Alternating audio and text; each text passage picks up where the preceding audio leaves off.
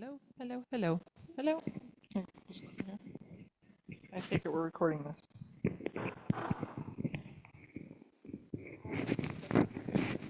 How's that?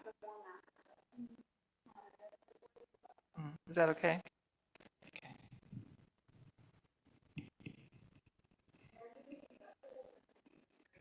You can turn them off. I don't need it. I'll do some notes on the board here. But...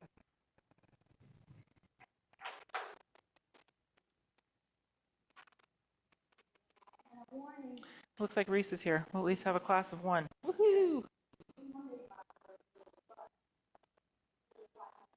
Okay.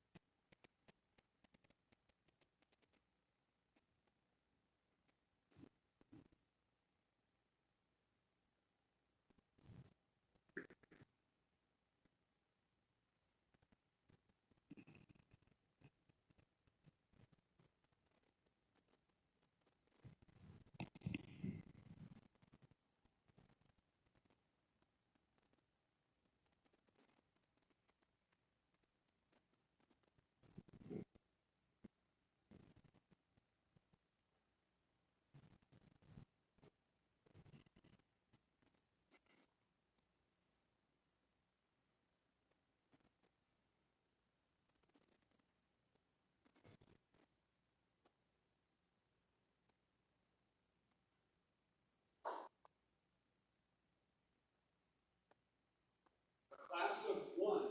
Actually, Reese is here too, so we'll be two. Oh, okay. Woohoo! Tell me your name. I'm Doug. Doug? Marita. Marita. Marita. I heard it. Marita. Nice to meet you. Likewise. And you were with who? I am with KW Salt Lake. So this is my home office right here. Nice. Where are you from? Are you KW also, or are you? Well, I'm not going to assume. Yeah, I know KW Salt Lake was Jerry's. Oh, are you really? Oh, okay. Certain team. Nice. Good, good, good. I've been doing commercial real estate for telecommunications for the last 25 years. Oh, interesting. That's a shift. It's been a ride. That's really different. And I had to get a real estate license to work with Verizon. Uh-huh. And then at the end of last year, initially, everything happened. Wow. And they 30% of the company off. Wow. No kidding. So I had enough money, I could sit back and relax for 6 months and wires and do that. Yeah. What do I? Yeah. Where do I go next, and what do I do? And So I've got the license, why don't you? yeah. Right on. Very good. And how'd you find Stern Team? Just they advertise like crazy, and I was with KW South Valley for a number of years. okay. And I heard it was your team. Uh-huh. Big I team. saw an ad with Karen Operations. Nice. You're like, okay, let's go check it out. Yeah, I got my start on the Stern team. Everything that I'm going to teach you guys today, I learned from Josh Stern himself. So it's the stuff. It is like gold. Yeah, they've got a fabulous education program. Yeah, it's fantastic. Yeah, yeah. Dude, when I started with the Stern team, and just thought, I'm going to learn from the best. I'm going to get a Harvard education, and I'll pay for it, and it will be volume, and just so. Yeah. Sit there and make phone calls. Yeah, talk. I mean, really, it's the name of the game is talking to people. You just got to talk to people. Just, I don't care how you talk to them, you got to talk to them. And every chance you get, you talk. Yep, that is correct. And if you need to pick up the phone and call people so you can talk to them, then that's what you do. Or you go do door knocking, or you go to open, you go do whatever you got to do to talk to people. I talk to servers, I talk everybody. Yep. Yeah. Anyway, yeah, you're just in the business of talking to people. Then you get people I hear yes. I don't know Yep. how many people I've spoken with. Yes. Oh, yeah. That's sad to think about. I used to keep track because I used to keep all of my notes on sheets of paper, and I used to keep stacks of them, thinking someday I'm going to go back through and mine all of these papers of people that I've talked to before, and I still have a big stack. So maybe someday I'll go through that stack if I ever run short. Hello, Risa.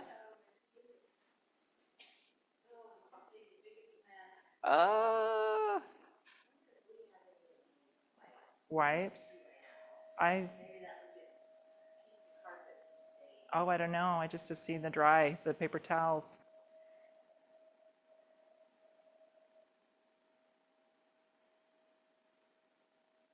Yeah, I just saw the email that Stern Team has at least 3 new people over there. So that's fun. Growth is good.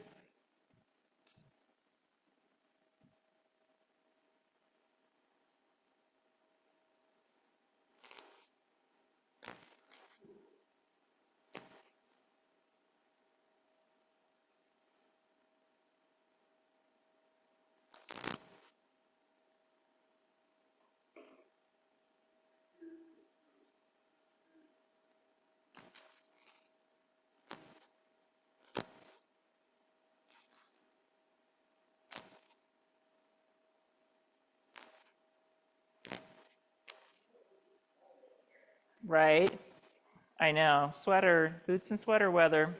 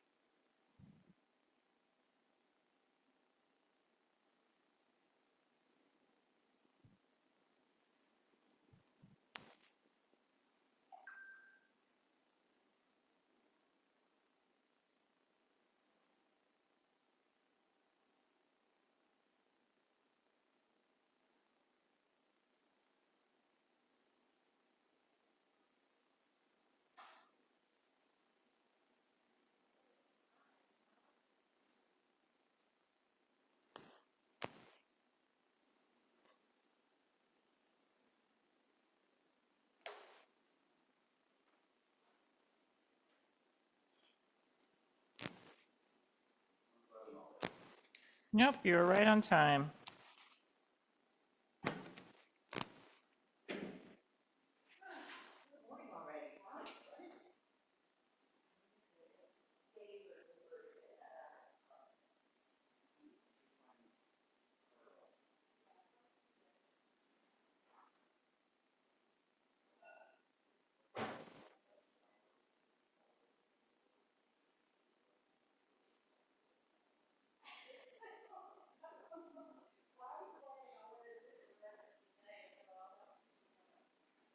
Well, you got hose and just hose up.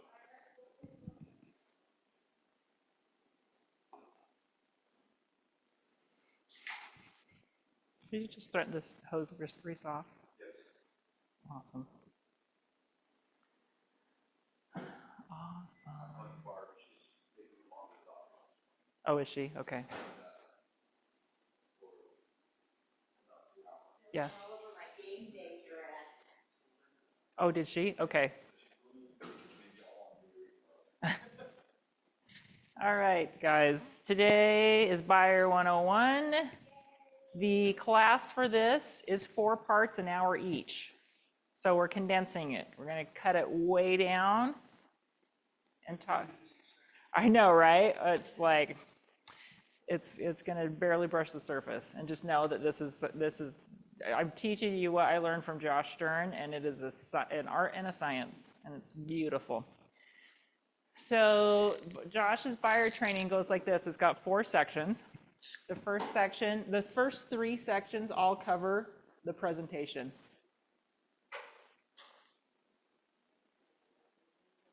And then the last section is contract to close.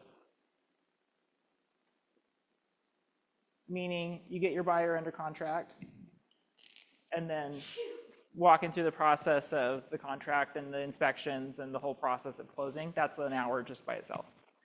So, but the presentation, so he breaks the presentation down into 4 components, and then each one of these is an hour class. The first piece of that presentation is what we call, we've got 3 pieces for it actually. We've got Ford, we've got Safe Island, and then we've got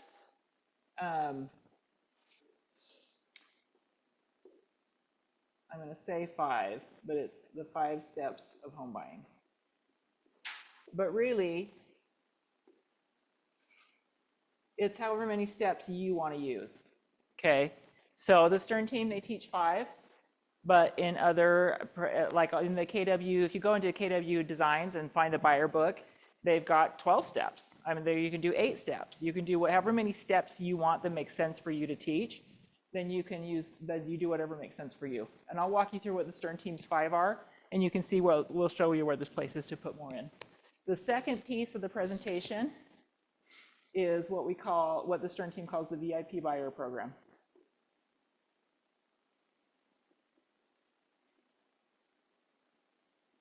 And what this basically means is their criteria. Okay, what they're looking for. The third piece of the presentation is the paperwork. Getting them signed.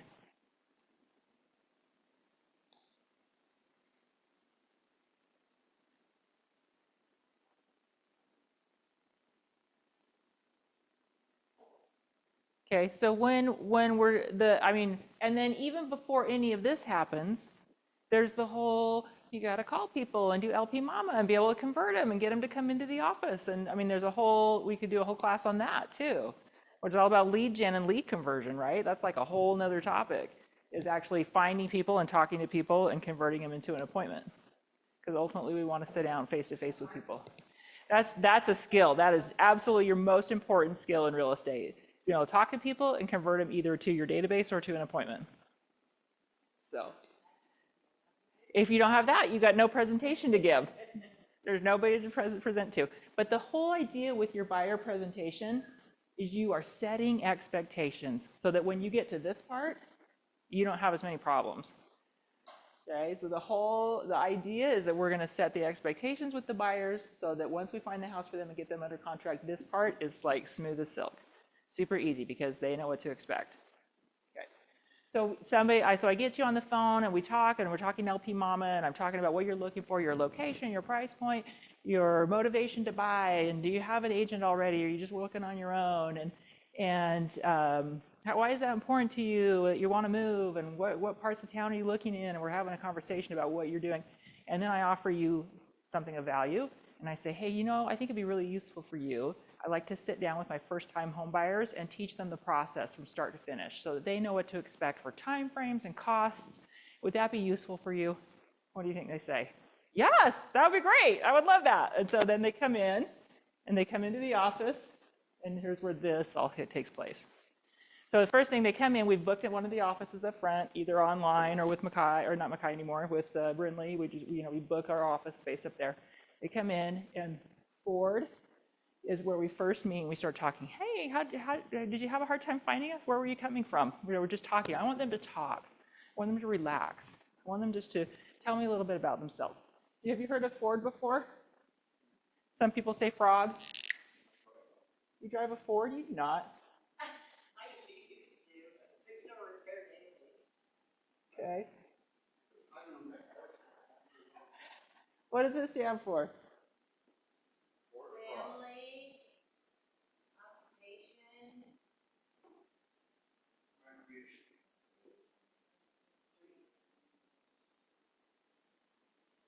Okay, and I do tie this in. So are you from this area? Where are you from? Do you have family in the area? Oh, her mom lives in Layton and his mom lives in Pleasant Grove. That's important to know, right? Because when you're looking at buying a house, and I do, and as I'm talking to them about this, I bring it back to, oh, so when you're looking at a house, you're going to want to be in between? No, we want to be closer to her mom. You know, we're going to kind of tie in the family to this idea that we're buying a house. Where do you work? Oh, so I work at the airport and she works in Thanksgiving Point. Oh, so we want to be in between? No, we want to be closer to her work because he works odd shifts and it doesn't matter because the hours or the traffic doesn't bother him. So where do you work and how long have you been doing that? Okay, so one of the things I'm going to be teaching you in this class is where you are going to bring up points of engagement for them that are going to come back to you later. Okay, so right here, when you're asking them about occupation, oh, I'm a plumber. Are you really? Do you work on your own? Are you solo or are you with a big company? Oh, I'm a solo plumber. Hey, that's fantastic. Let me ask you a question. If I wanted to refer business to you, what's the best way for me to do that? Because you know what happens when I teach you to, when I say I'm going to refer business to you, I'm going to teach them to refer business back to me. We're going to set up referral.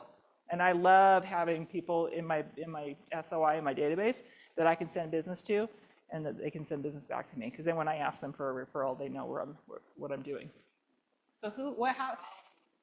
Yes, right, exactly. I totally need one right now. So whatever their business is, if it's something I can refer to the business to them, I'm going to think about it as we're having this conversation. Is that something I could ever send them business? Look for a way to have the referral. And then you're going to say, if I wanted to send business to you, what would be the best way for me to do it? I have a client, he's a junk removal company. I was like, oh my gosh, I have a house right now I'm getting ready to list that has a bunch of junk that we need pulled out. So I'm going to call you and we're going to have you guys come and de-junk this house. And they did a great job and they gave me a great price and it was fantastic. And it just happened that we were right in the middle of this conversation. So anytime you see a star, this is something you want to remember to do in your presentation. Okay, so we're going to refer business to them because they're going to refer business to us later. Recreation, what do you like to do? I like to go hiking. Oh, there's really fantastic hiking around here. There's trails up and down all of these mountains. Where do you like to go? Have you gone anywhere yet? I like to ski. Oh, where do you like to ski? Well, I don't know yet. Have you got the Icon Pass? We talk a little bit about skiing. We talk about Park City. We talk about Brighton and Alta, and we just talk about skiing. Fun. Do you have any pets? I'd like to find out if they have pets. I write down the names of their kids.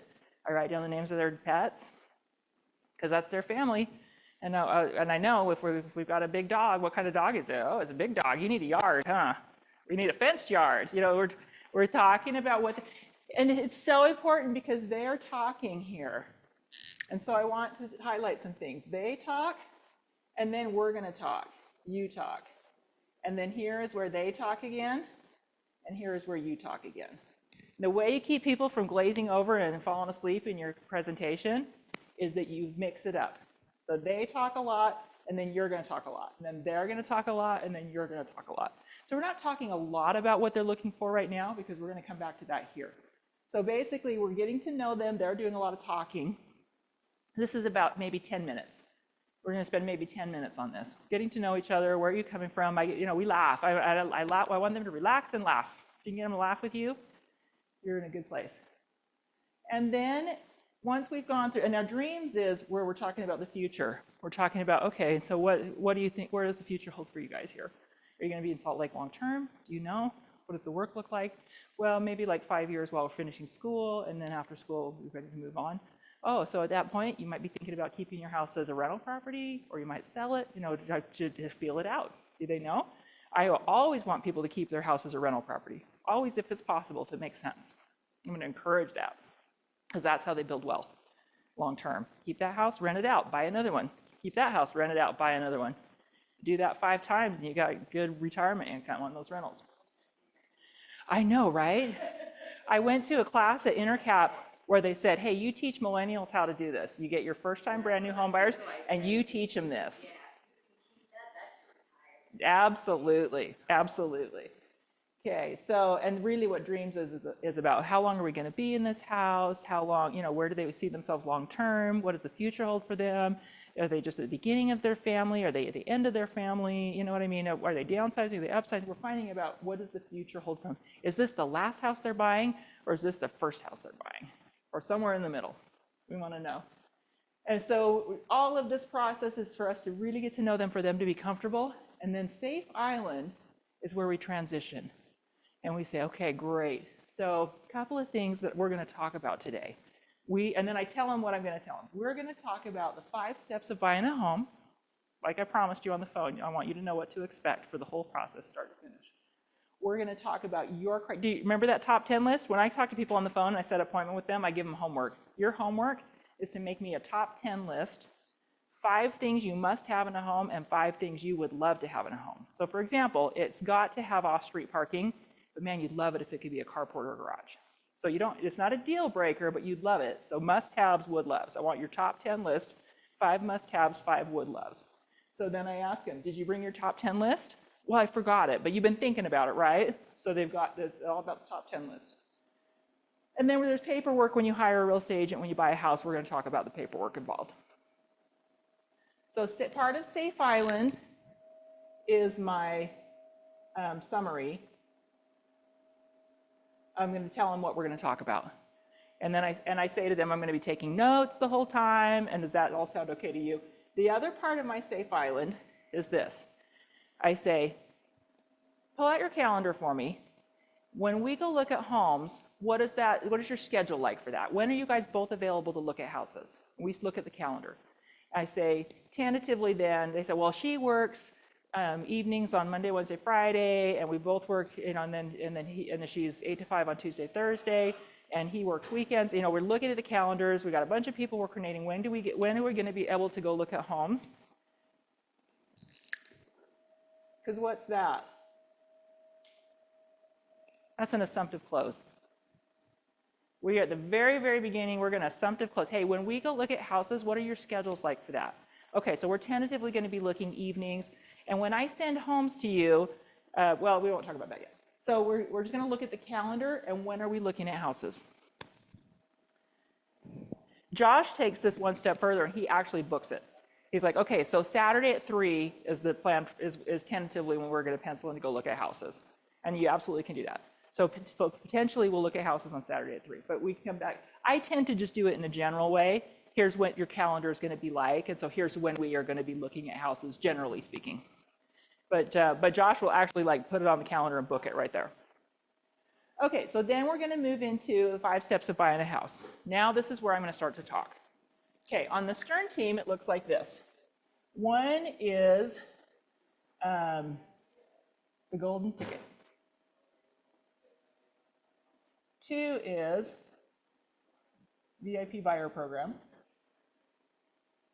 3 is and what do we call that? And 4 and 5 is 4 is under contract, 5 is closing, and 3 is it's multiple parts. It is basically touring. And this is helpful to know. So some people will put a step ahead here that says hire an agent. Some people will have their number 1 will be hire an agent.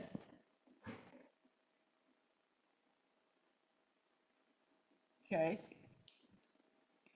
Some people will have a step for, I don't know, in states that have attorneys, they have an attorney review step. Some people you could have a step here for possession, when you actually get the keys.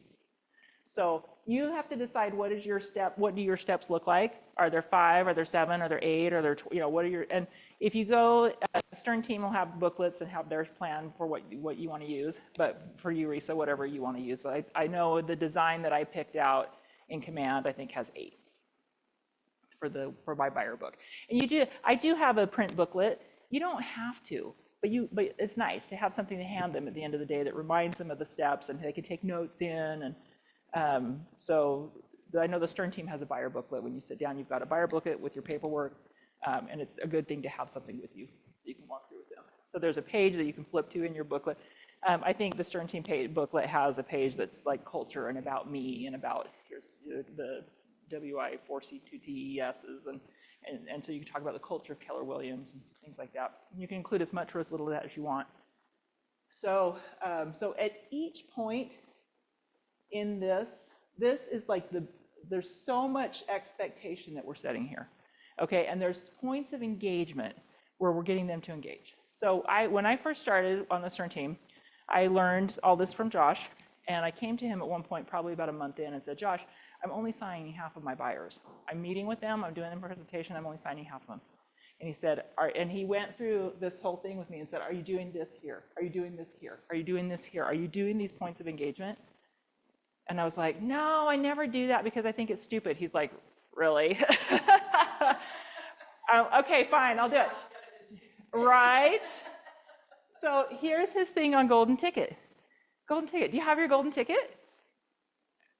And what would you say? What is a golden ticket? Golden ticket, have you seen Willy Wonka? Like, the chocolate factory, I want my golden ticket, I want my golden ticket, I gotta get in, I gotta get in. This is what we call a fully vetted, underwritten pre-approval letter. And then we're gonna talk about pre-approvals, we're gonna talk about the bank, we're gonna talk about how much down payment do you have, we're gonna talk about just who are you working with and what does that pre-approval letter look like and can you send it to me? And if you don't have one yet, then I'm gonna refer you to a really great lender. My great lender is gonna take care of you, gonna put that golden ticket in place for you. Because once you have an underwritten pre-approval letter, it's like you're a cash buyer because it is so solid. They know that you qualify. There's no pulling it away from you at the end of the day. When we're ready to close on a house, to a seller, you look like you are a cash buyer because it is such a solid pre-approval letter. It's not a pre-qualification, it's pre-approval. And they've gone through as much of that process as they can possibly go through. They've verified your employment, they've verified your assets, they have checked, they've done all the checks that they can do, they've checked your credit, all those things so that you are ready to go. And there's no surprises.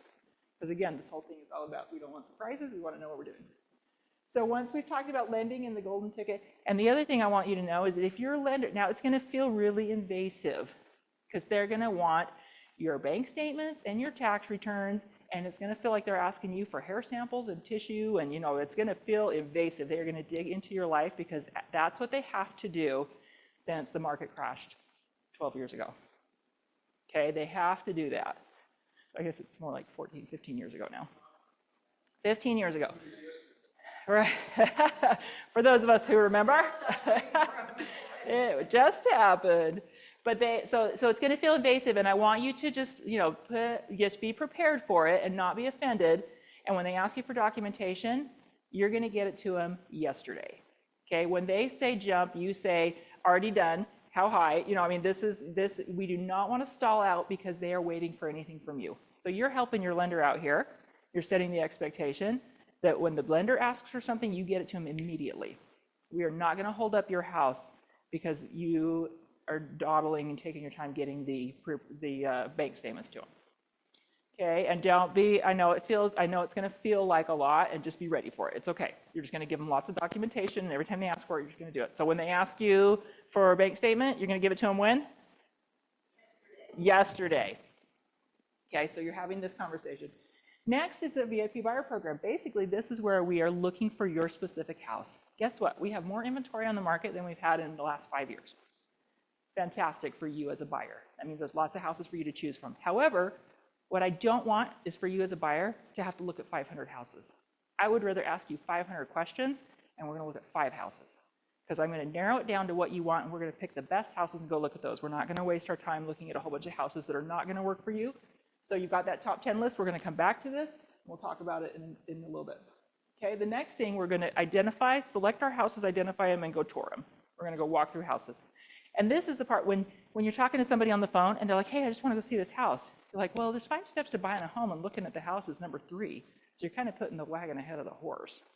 So maybe, it's better for us to sit down and talk about the process instead of just jumping into step number 3. Okay, so we're going to go look at houses. And again, we're going to narrow it down. The VIP buyer program in this instance, when the market was really busy, this was not a conversation you had. Because when the market was busy, you like had to jump instantly. Although the market's mixed right now. It is mixed. Like there are houses that are good that sell like that, and then there are houses that are sitting there for 100 days, and you're like, why is this house sitting here? It's a great house. It's a great price. So, but my language right now with buyers is more around the fact that we have inventory, and I'm going to help them narrow it down because I don't want them to have to look at all the houses that we know will not work for them. Over 50. Yeah, we're over 50 right now. So we're going to tour the houses. We're going to look. We're going to make sure. I'm going to have your top 10 list with me. I'm going to make sure that this house matches your must-haves before we even go see it. And then we're going to look for as many of the wood loves as we can. And so here's the thing. I have to tell you, in every price point, we are looking at houses. You almost never are going to get all of your wood loves. I'll just be honest with you. And that's why they're wood loves and not must-haves. Because if we don't get them all, even if we get 6 or 7 of them, it's like the keys are in your pocket. Like that is your house. What am I doing there? Setting expectation. You are not going to have everything. Even I seriously have clients that have searched in the million and million plus price points, and they don't get all the wood loves. So we have to set the expectation that if it has the must-haves, man, and we get 2 or 3 of those wood loves, it's and Josh literally uses the phrase, it's like the keys are in your pocket. The keys are in your pocket. So here we are talking about the golden ticket. Here we are talking about the top 10 list. VIP buyer, we spent a lot of time actually on its own step. So I was okay with all of these that Josh was giving to me. This is the one that I was like, I don't do that. I think it's stupid. So we go look at houses. We pick the best 10, and we narrow that down to the 6 that you like. We go look at them. We find one that fits you perfectly. It has everything that you want, all of the must-haves, a bunch of those wood loves, and we're going to write an offer on it. Okay. So then I talk a little bit about the offer. In the Stern Team packet, they used to have the buyer contract in the back of the packet so you could flip to it. I can say, this is the real estate purchase contract. We're not going to review it today because that will put you to sleep, but you can read it when you get home if you want. But I want to point out some things in the offer. So then I point out earnest money, and we talk again about how much cash do you have, how much down payment are you doing. We talk about the fact that earnest money is part of your down payment. It's not extra money, it's money we're going to use anyway. So we talk because I want them to know what earnest money is. I want them to know that when we find a house we like, we got to be ready with some earnest money. We're going to talk about. I'm going to explain to them that our purchase contract is very buyer friendly because it has protection periods built into it. We'll talk more about that when we get to the next step. So we're writing an offer. I explain to them that they get to decide what they want to offer on the house, and my job is to teach them how that house is situated in the market. For example, we may look at a house, we go, oh, look, it's priced at $500,000, and it's super aggressive. It's got lots of people looking at it. I'm looking at comparables in the area, and they're selling more like $525,000, $550,000, so they priced it very aggressively. This house is going to move fast, and if you want to write an offer on it, you are going to want to go over asking. And I can show you the comparable homes that sold that show us that this house is worth more. And that's my job, is to show you that. I said, but sometimes we'll look at a house and it's priced at $500,000, and I go, man, everything else in the area is selling at $475,000. This house has been on the market for 90 days, so this house we probably can get a deal on. And that's my job, is to show you that, and my job is to help coach you through, and then you get to decide what you want to do. Okay, so the last part of touring is that we're going to write an offer. And the other thing we're doing, we set the expectation. We don't just look at houses to look at them. We look at them because we're going to buy one. So once we write the offer, the seller can either accept it or they can counter it, which means they may come back and say, hey, we like the price, but let's talk about dates. Let's talk about what's included. You asked for the fridge. We really want to take it with us. There's some back and forth. Eventually, we're going to all be on the same page about what's included, what the timeframes are, what the price is, all the terms of the transaction, and then the seller's going to accept it, and that's when we're under contract. Okay, we move to our 4th step, under contract. Okay, here's what I have to warn you about. Under contract, 2 in the morning, you're going to get a medical condition that we call the cold sweats. Oh my gosh, it's such a big step. It's so much money. Am I making the right choice? And then if it's a couple, sometimes I'll look at them and one of them looks at the other. I'm like, you are already there, aren't you? And we laugh about it. Because here's the thing, if I don't set them the expectations that they're going to feel nervous about this, then they can call me and the next day after we write an offer and get an offer accepted and be like, this is not right, something's not right, it just doesn't feel right. I got to set the expectation that it's going to feel scary and it's going to feel big. So here's the part that Josh does that I now do. Your homework today, on the way home, I want you to stop and buy a pack of Tic Tacs. The Tic Tacs. And then at 2 in the morning, when you wake up with the cold sweats, you're going to sit on the couch and you're going to take 2 Tic Tacs and you're going to breathe. And then you can call me at 2 in the morning. I won't answer my phone. I have my phone on Do Not Disturb from about 11 o'clock at night till 7 in the morning. So feel free to call me. But the next day, I'm going to call you back, and I'm going to remind you why you're buying this house. I'm going to remind you that you are tired of paying for someone else's asset. You want to pay your own asset. You're tired of living in condos. You want to have a yard. You're tired of all the reasons we talked about why they want to buy a house on the phone. We talked about their motivation, and when we're doing this, we're talking about what they want. I'm going to remind you of all of those things. Just because it's like take 2 pills and call me in the morning.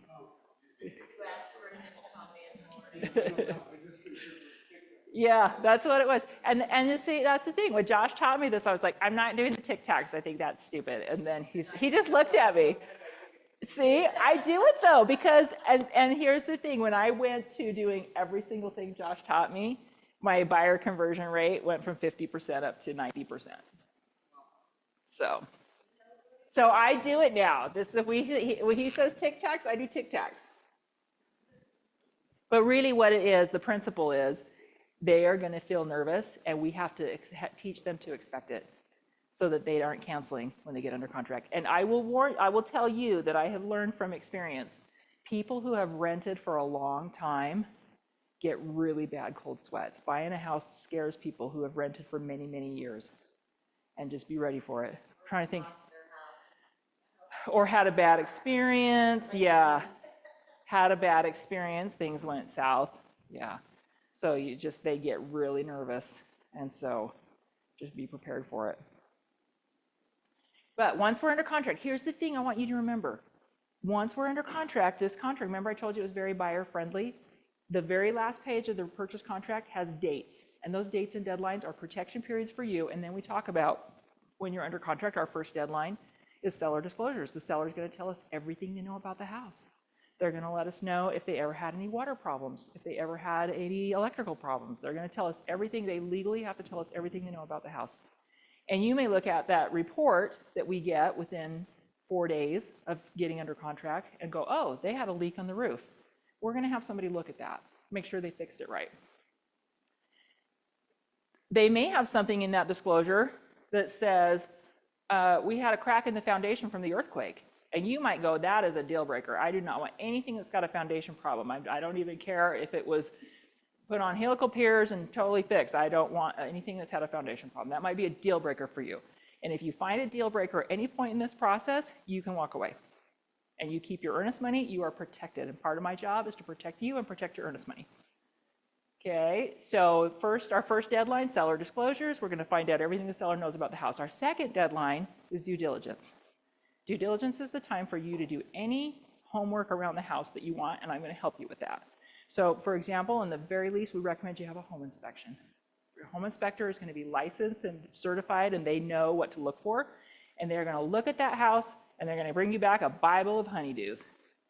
It's like this thick, and it's going to be, there's a crack in the sidewalk, and that window needs to be painted, and the tub needs to be caulked. It is everything you can think of that would be wrong with the house. And here's what I want you to remember. We are not worried about most of that, because guess what? You and a house and Home Depot are all going to be best buddies after this. And Saturday. You and house and Saturday and Home Depot, whoop, that's it. So there's things that you're going to take care of, and we're not going to worry about that. We are looking for major deferred maintenance, meaning, man, they never once have painted any of the trim, and it's all like crumbling and falling apart. Okay, or we've got wood rot and decay. Or we're looking for system failures. The roof system is failing, the plumbing system is failing, the electrical system. We're looking for major deferred maintenance system failures, and we're looking for health and safety issues. We are really not worried about that crack in the sidewalk unless it's a tripping hazard. We're not worried about that the tub needs to be caulked unless it's had water going down the wall and now we've got water damage. Okay, we're looking for your home inspector is going to bring in they can bring in an infrared camera and look for hot spots and cold spots. I mean, they can look behind walls. There's a lot of things they can do. And you get to decide how in depth you want them to go. I'm going to recommend you home inspectors that I know and love and trust. You work with whoever you want. We're going to look for any problems. And then at the end of the day, it's really easy for us to go to a seller and say, hey, we love the house, but the furnace is potentially leaking carbon monoxide into the house, and that's a safety issue. We'd like you to fix that. So we can negotiate with the sellers. We can get them to fix things. We'll negotiate. Maybe we look at it and we go, hey, we didn't realize the roof was on its last legs, and we don't have the money to put a new roof on this house. Let's talk about how we can split that cost, or talk about how we can get it included. Okay, so there's some negotiation that happens here during this due diligence period, and we're gonna make sure that you're comfortable with the house you're buying. Okay, and so just know when you've got those cold sweats and you're nervous, just know that you are not committed to buying that house yet. And so we're gonna go through and make sure that you're okay with the house before you buy it. So we're really comforting and making sure that our buyer feels safe, and that is our job. Our job is to protect them, right? That's the whole point. Our third deadline is finance and appraisal. Okay, so the expectation here when we're talking about under contract is that they're not going to ask for every single thing on the inspection report. Have you ever, if you've been selling a house and you get a repair request, I seriously had one, they're like, we'd like you to clean the duct return vent covers. I'm just like, are you serious? And then what was the other one? What was the other one? There was like 4 things that were so stupid, I couldn't believe it. And she's like, I'll put it in an addendum. I'm like, no, we're not putting this in an addendum. This is so dumb. I will do it, and you can walk through and verify that I've done it. And I'm not even gonna ask my seller to do it. I'm gonna do it because it's so stupid. I can't remember what they were. It was stuff like that. Oh, there was a deadbolt in the laundry, like a combination lock that was hanging on a shelf in the laundry. We'd like that removed. I'm just like, okay, we will bring in our bolt cutters and okay, what was it? I can't remember. There were like things like that were just like, so that's the thing. When you are meeting with your buyer, we're not going to ask for stupid, nitpicky little stuff. Oh, not going to do any of that. We're looking for the major, major issues because you need a safe house and you need one that's got good systems and we need no surprises. Okay, this is the expectation. And trust me, you will have much smoother transactions than if you go in and ask a seller for a list of 15 things that are just ticky-tacky.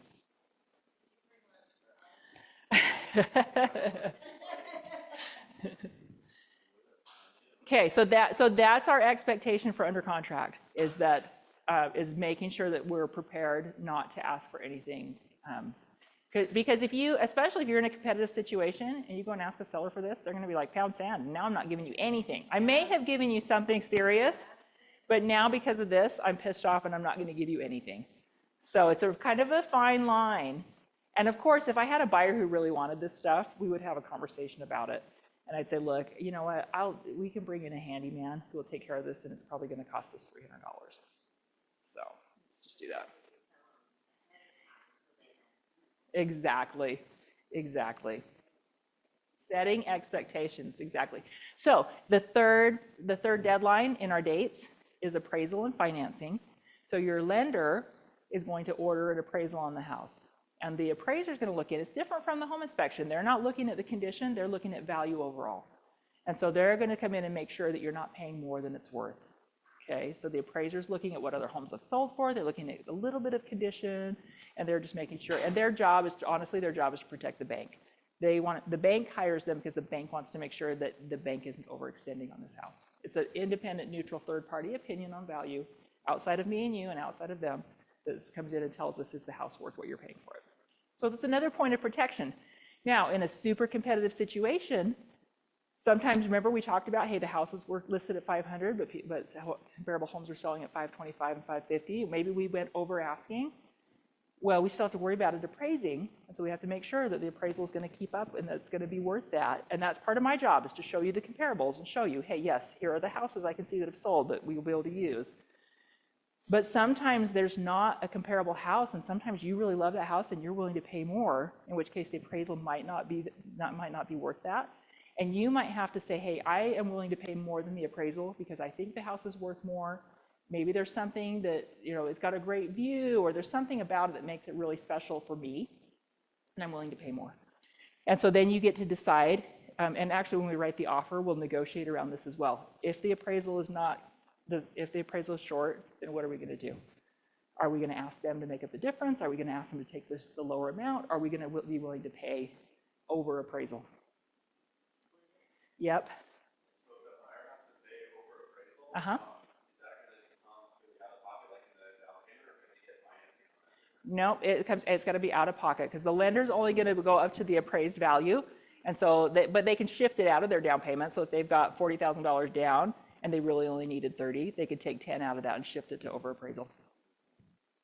So, but it does need to come from somewhere. And so I have, when I'm writing offers and I think it's competitive, I have conversations about, okay, well, how much are you willing to pay for this if the appraisal's short? And usually if somebody's got some good assets, they're willing to pay $5,000, $10,000 over appraisal, no problem. And back in, and here's the thing to think about too, houses are appreciating at about 3% right now, which is on the low side. And so even in our market at 3% on a $500,000 house, you're talking a $15,000 value jump in 1 year. So you're going to have caught up with it pretty quickly. So.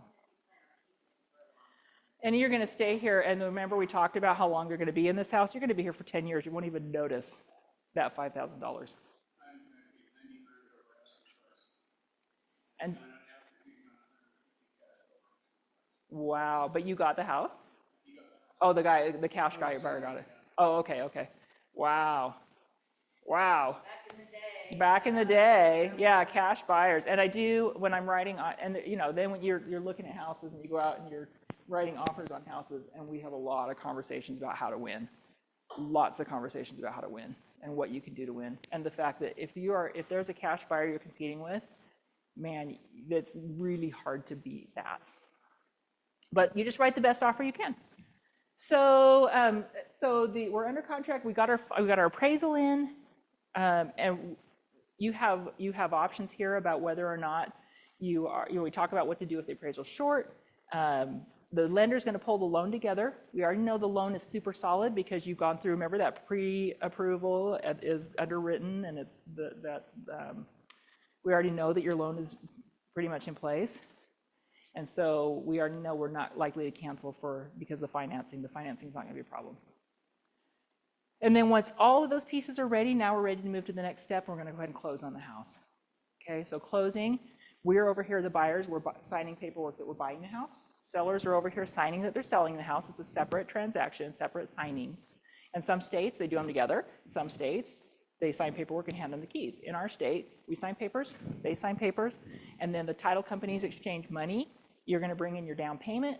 The lender's going to send your funds from the loan into the title company, and then they're going to record the title in your name, and that's when we're actually closed.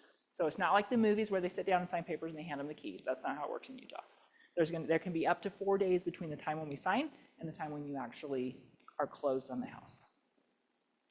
Okay, and then the final piece is possession, which I roll into this step, but you could have a whole step for possession. If the people we're buying from, if it's a vacant house, no problem. As soon as it records in your name, you get the keys, you move in. If somebody's living there, they may need time to move out.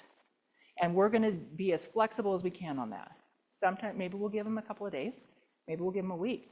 Maybe we'll give them a month to move out, depending on how competitive it is. And we're trying to give them whatever we can to help win this deal. We may say, hey, we'll give you a month at rent-free. And I'm setting this expectation because I absolutely, you'll want to do a lease back on that. And I don't get into that right there. Yeah, just for protection and who's paying what, utilities and things like that. But if it's short, if it's less than a week, I just do a possession in the contract. And I don't get into any of that right now. This is just, but I want to set the expectation for them. You can give them something that's more than price. You can give them something that's not cash. You can give them intangible stuff, and all of the pieces of your offer together can help you win it. And so we may give them time to move out. So for that week, are we keeping the insurance We're doing both. We keep it double insured because as soon as it closes, then the person who bought it has to have insurance on it. And if I were a seller, the seller is required to leave the house in the condition it was when you wrote the offer. So if I'm a seller and I'm living in a house and I have to give it to you in the condition it was when I wrote it, I'm keeping it insured. I'm talking to my insurance people. Insurances usually have some time lapse for you to move out and things like that. But I'm talking to my insurance people, making sure that I'm still covered on that house. Because if a tree falls on it, I'm responsible. I got to give it to them in the condition it was when they wrote the offer. So your buyer is protected. And I want them to know that they're protected. And I want them to know if we sign paper, so right now we are in October. And I'm literally with the buyer and we're walking through these time frames. Because again, I want to plant the seeds in their mind of when they're going to be buying this house. We start looking in October, we find a house, we love it, we go under contract in the next week or two. And then we're in November and we close on the house because it's going to take about 30 days. This whole process from the time we find a house we love until we actually get it closed is going to be about 30 days, maybe 40. Okay, so we find our house in October, we're going to close in November. Your loan doesn't start December. Your loan doesn't start until January. So you've got this time that you're not making double payments. You can give the seller time to move out. It's not going to cost you. You have a little bit of interest that you're going to pay, but it's not going to cost you. Because if your payment's not due till January, you move out in December, and then you start making your payments on your house in January. So you can give them, we close it on November, you can give them till December to move out, you move in December, and you start making your payments in January. Because it's going to be 30 days, start on the next month for your loan. So this is something that, and we won houses when it was super competitive because we were giving people 30 and 60 days to move out. You just did what you had to do. I mean, it was how to compete. Yeah, the banks want you in within 60 days. So. And then, but eventually at some point, they're going to move out, you're going to be ready to move in, I'm going to meet you at the house, touchdown, we got the keys, yay, and this is their celebration, and now we're laughing. And at this point, I've talked a lot, and they're starting to glaze a little bit, and so now we're going to shift. And now they're going to talk, and they're going to wake up, and they're going to come to life. You're like, okay, pull out your top 10 list. Let's talk about your house. And they are going to come to life, and they're going to be so excited because, well, here's what we've got on the must-have list, and here's what we've got on the would-love list, and really I want, and every time they tell you something, you're going to dig deeper. Ooh, tell me about that. Okay, so it must have a garage. Oh, okay, tell me about that. Is that for like one car, two car? What do you need the garage for? We want them to kind of come alive and talk about it. Well, and maybe it's not for the car. Maybe it's because they want a workshop. Or he's got a motorcycle he wants to rebuild, or, you know, there's all kinds of, and you just want to know as much about them as possible and as much about what they want so that you're looking for that space. So we go through the must-haves, we're talking about, and we're pushing with them too. So it's got a one car garage. One car's okay, does it have to be two? It's got to, will a carport work? What if it was a carport that you could enclose? Because I don't want to limit anything that might work for them if I don't have to. But I got to know that, no, it's got to have a garage already. We're not going to have the time or the money to close a carport, so it's just got to have a garage. Okay. All right. I understand that. What if it had a shed in the back? You know what? I want to not exclude if I don't have to. Because you put too tight of a search together and you'll miss stuff. And then they're like, how come you never sent me this house? Oh, because it didn't have a garage. But it's got this great big shed in the back. So so you're going to go through all of their criteria and find out more about it. Location. I really like the East Bench. Ooh, tell me about that. Well, we love the mature trees and the neighborhoods and we love just, you know, how everything's kind of walkable. And oh, tell me about that. Where are you looking that's walkable? Right? You know, when you're close to Holiday. You know, when there's, and so we're looking for contradictions, you know, we're looking for, okay, but this, and then we're looking, and ultimately we're talking about price as well. Do you know what price range you're in? And sometimes we talk about that with lender, but sometimes we talk about it here. Well, we've been looking online and we're thinking maybe 400. Okay, tell me where you came up with that number. Is that something you run some mortgage calculators? Why do you think 400? They don't have their pre-approval yet. And so we're a little bit careful until they get their pre-approval to make sure that we haven't I don't want to get them set up thinking they're going to be in a certain price range and then find out that they are approved much lower. So if they've got their pre-approval, we already know that's helpful because then we already know. And now, when somebody starts telling me what they want and I know what their pre-approval level is and they don't match, the house they want's here and their price point's here, then we're going to have a conversation. And we're going to talk about most people when they buy a house, they start out on their thumb house. And their thumb house, their very first house, sometimes it's a starter condo, maybe it used to be a small single family home, but for a lot of people now it's a condo. And then maybe they buy a townhouse, and then maybe it's a small single family. Ultimately, you get to your pinky house, which is the dream house. This is really the house I love and want. This is where I want to end up. But we don't start there. We start on the thumb and we work to the pinky. And I've told this to people, and the guy's like, I keep telling her this. So don't feel bad. Obviously, you're going to feel safe. Obviously, we're going to get the must-haves, and we're going to make sure you feel safe. And sometimes they're telling me what they want, and they tell me their price point. I'm like, great. And I'll literally pull up the map and say, let's look in this price range and see what you get. And I'll just start pulling up houses, like pull up the map and and they watch me do it because I'll use the realtor side on the MLS where you can draw. They're like, wow, you have really good tools. I'm like, yeah, I have really good tools, much better than what you guys get. And then and sometimes I'm surprised. I'm like, look, here's one at 370, and this is a great place. We should totally go see that. And we write down the MLS number. We're like, so when we go out to look at houses on Tuesday, let's go see this one. But a lot of times we start pulling it up and we're like, oh, this price point, this is what you get. No East Bench. But we talk about, well, maybe you'd rather have a townhouse because you thought you wanted a single family, but you're looking at the condition of the single family houses in this price point, and maybe you'd really rather have a townhouse. I mean, so we're going to find that out. We're going to drill. So this whole time we're talking about what they want, and then we're talking about is it realistic? Does it match? And I try and let the actual evidence be the bearer of bad news. That we're not going to get that. So and sometimes my understanding is different from what they're saying. They're saying they describe something to me, and I'm thinking something grander, and they really did mean just a little tiny chunky single family home, you know. So sometimes we pull it up, and then they're like, oh, that one's really cute. I'm like, okay, let's go get it. So we talk about, I say, okay, I think I have a really good understanding of what you want. We talk about those must-haves and would-loves. We talk about, because I will push it on boundaries. I'm like, well, how far west is too far west? Will you go to 7th East? What about State Street? What about 7th West? Would you go to the other side of the freeway? Because there's really cute houses along through, up onto 7th West through there. So, yeah, Glendale's up-and-coming neighborhood, cute stuff happening there. I don't typically. It depends, though. Sometimes I have clients that bring up the schools. I had a client that's like, we will be in Olympus boundaries, period. Olympus or Skyline. They came from North Carolina, and they researched schools, and they said, our kids have to be in the feeder schools that go to Olympus and Skyline.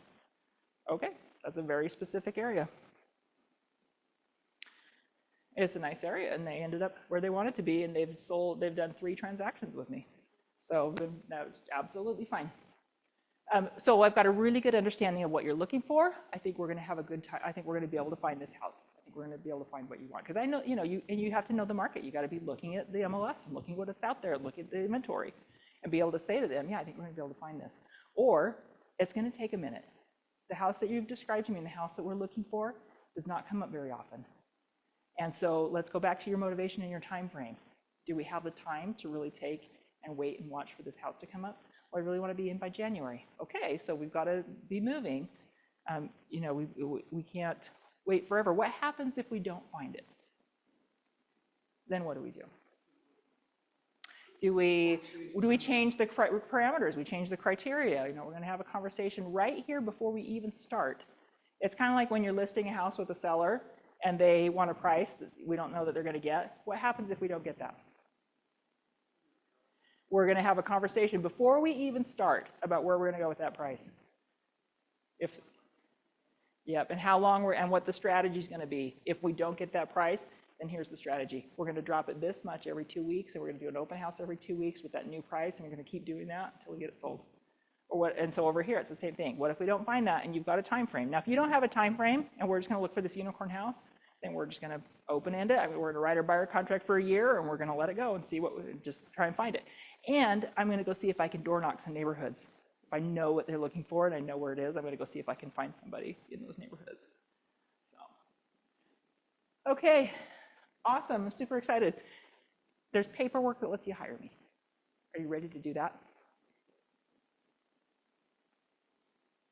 Yes. Great, let's get it done. I mean, it's our final close. Paperwork lets you hire me, and then we're going to go through the paperwork, and then we're going to talk about how I get. So I've got our exclusive buyer broker agreement. I've got the due diligence checklist. I've got the Real Advantage Title one that says that we're affiliated with Real Advantage Title. We've got the wire fraud. I think that's lead-based paint. No, we use typically. Yeah, well, and we don't have it because on the buy side, we don't know that we're going to need it yet. So we don't talk about that until we need it. So, but I think those four, I think the Stern team has an addendum that talks about you guys have a $400 charge or transaction charge or whatever. But the most important thing, and Josh likes to start, here's one place where he and I are different, and this is okay. He starts with the due diligence checklist, and he goes through the due diligence checklist with them because he feels like it's softer and easier for them to just start getting in the habit of signing papers. I go straight to buyer broker. I start with the buyer broker. Okay, you're hiring my brokerage, Keller Williams, Salt Lake City. You're hiring me as your agent. My job is to help you find a house. This contract lasts until we can write it for as long as we want. You want to be in by January? Let's write it for 6 months. That gives us plenty of time in case things spill over long, and that should give us plenty of time to get you taken care of. Okay, so it expires either in 6 months, whatever date I put in there, or it's going to expire when you buy a house, whichever happens first. Okay, the state wants to make sure you understand how I get paid. There's 3 ways that I can get paid. I charge 3% commission on the purchase price of the house. Whatever you pay, my commission's 3% for helping you find that and getting you through the process and the transaction. You can pay me directly, which a lot of times buyers don't have the cash for that. You and I have talked about your finances, and I don't really see that you've got an extra 3% in there. We can ask the seller to pay me, and so we can negotiate with that as part of the offer. Most sellers are currently paying buyer agents still, and they have been it's been tradition in our market that the seller is paying that because the seller is getting a lot of proceeds. They tend to have a little more cash. Buyers are paying down payments. Buyers are paying closing costs. Buyers have some costs, and so sellers are traditionally paying that. There may come a time when the seller's not willing to pay my commission, in which case we'll talk about, can we roll it into the loan? Can we bump the price on the house? What can we do to make sure that I'm getting paid in there? And I'm sure you guys want me to get paid, right? For the work that I do, of course. No, I want you to work for free. No, seriously, yeah. I mean, nobody ever has said you should not get paid. Nobody, of course not. They know this is what I do for a living, and they know. Okay, so but you're not opposed to me getting paid, right? And so if the seller's willing to pay my commission, then you're okay with that, right? Okay. Yeah, we'll talk about it. Yeah, I mean, absolutely. If the seller is absolutely not willing to pay it, we can't roll it into the price of the house. We can't negotiate something. My job's to negotiate for you. If I can't negotiate my own commission, I'm not doing a very good job. There may be a case when I give you a discount. If we're in a situation where it's competitive and maybe they're only willing to pay 2.5, then I'm willing to do that. I'll give you a discount down to 2.5 if we need to do that to make the house happen for you. And honestly, we take it. And I like to have it in the context of if it's very competitive, and I'm not going to stand in the way of you getting a house. I love Linda uses that line. I'm not going to stand in the way of you getting your house. So if I need to negotiate that for you, I will. Yeah, we're going to write it at 3%. That's my expectation is 3%. And if we need to negotiate it from there, we will. I will talk to you about it in any case that it's not going to be this. It's completely transparent. And then we go through the rest of the buyer broker. I'm your fiduciary. I'm looking out for your best interest at all times. What? Oh, does he need gift cards?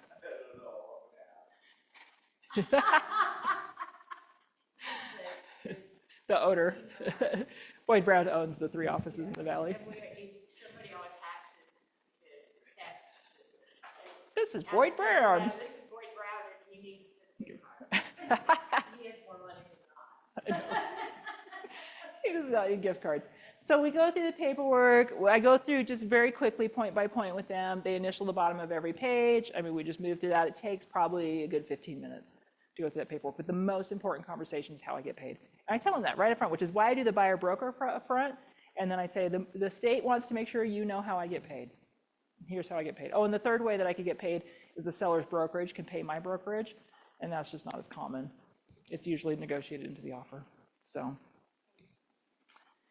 hello. This is Buyer 101. Yeah, it's like we have 3 minutes left. It's so weird. I saw that on right now, we're not sure. And it said, please meet, and then he's like, no, we're not meeting, and it's not, I think Mackay recorded it. I think Mackay recorded it. Yeah, so I'm sure she'll set it out. So paperwork, we go through the paperwork and make sure everything is signed, and we do that sometime every now and then, like maybe 1 out of 20 times, maybe 1 out of 50 times. I'll have someone say, "I really need to read this all first," and then we stop and we talk about, okay, is it because you just want to make sure you read it? Is it because you had a bad experience? Talk to me about that. And that's fine. And honestly, if somebody wants to read their paperwork before, I'm like, do you want me to just go ahead and go do some other stuff and let you read it now? Or do you want, I can send it to you DocuSign, you can take the copy home with you and read it, and then you can sign it electronically. I'm not going to pressure anyone. I have to have it before we walk in a house. And I have always told people that. I've always told people that. I have to have it before we look at houses. And it's now literally a law. Now you really have to have it, but it used to be that the state was really loosey-goosey on when you got your buyer paperwork. But Broker Dave always recommended it before you show houses, and so that's what I told people. I have to have it before I show you a house. It protects you from liability. Yeah. Well, yeah, you don't want to be showing people houses that they're not your clients. And one of the things you say in the code of ethics is that you won't show houses to people who aren't your clients that haven't vetted. Oh, is it in the super agreement that you won't show the house to people that you haven't vetted and that you don't know? So, so we do that paperwork, and then the next step for them, their homework, is I'm going to set you up in a search in our local realtor system. It's called the multiple listing service. Sometimes you hear people talk about an MLS. Have you ever heard? And we try not to use jargon. So have you ever heard of the MLS? So the realtor system, I'm going to set your search up in there. I'm going to send you invitations to it. Your job is to go home and accept those invitations. And then I'm going to put in some houses into that search. Your job is to favorite them. You're going to rate them 1 to 5 stars. And I'm going to be able to see what you're doing on the back end, and I'll see which ones you like and which ones are 3 stars and which ones are 5 stars. We're going to go look at the 5 stars on Tuesday. And we schedule the time when they're both off of work, and I'm going to send them homes to look at, and we're going to go look at some homes on Tuesday so that we have our next step. Next step, we're going to go look at some homes. Awesome, awesome. So again, I talk a lot during the paperwork. I talk a lot during the 5 steps. They're talking a lot here, and they're talking a lot here. And that's what keeps them engaged the whole time. And they're excited when we leave. As soon as they leave, I shoot them a text. So great to meet you guys. I'm excited to go out on Tuesday. Check your emails. And I put them into as connections in the MLS. And then we start the whole process of looking for a house. If I have a showing partner, I have a whole conversation around that. If it's just me, then I just talk, it's just me. And then we start looking at houses, and then there's a whole process around looking at the houses, getting them through the contract of it that we don't have time to cover. Maybe we'll do another class sometime, contract to close, which I feel like on the buyer side is more in depth than on the listing side. So you have it on both sides, but we should do, that would be a good class actually. We should do contract to close and have it be the first 30 minutes buyer, the last 30 minutes seller, and just do a contract to close. That would be a good class. Listing, yeah, Tamara, which I am going to be here for that for sure. Tamara's doing it, and she is like, she's so good. So I'm excited to hear what Tamara does. So there you go. That's Buyer 101 crammed into an hour. Yeah, you're welcome. You're welcome. Oh. How much does he pay? Ask him how much he pays. I'm gonna go change my clothes. Oh. Gas. And then I make a mistake into that Clorox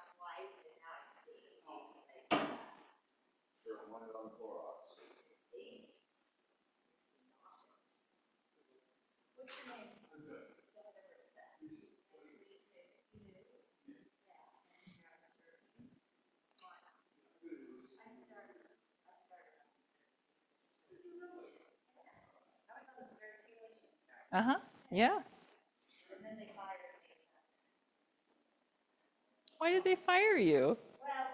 Did they want you to, I was Mackenzie's. oh, Mac, and then when Mac left? She packed up and left over the weekend. Yeah. And Mike was like, the Sturkey was way different back then. Mhm. And Mike's like, oh, we'll take care of you, but they wouldn't hire me as a. Nobody would hire you as a showing, oh, oh, yeah. No, but I still love that. Especially Josh Sturkey. But I No, but like everything I learned from Josh, and it's like gold. Yep. I broke my foot, I think so. Uh, My daughter got crossing. can't do anything about it. Dogs, they do get.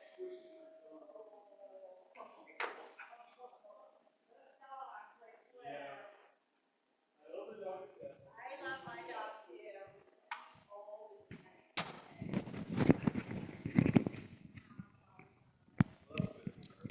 thank you. Buyers are my jam. That's the thing. Right into a 4-hour class, you could do 1 hour today, 1 hour next time you do it. 'Cause I think they're gonna have you do it like every few weeks. Yeah, I mean, literally, this is one, Yeah. this is one, this is one, and this is one. Yeah. And we just, you just go way more than stuff. But that's not bad.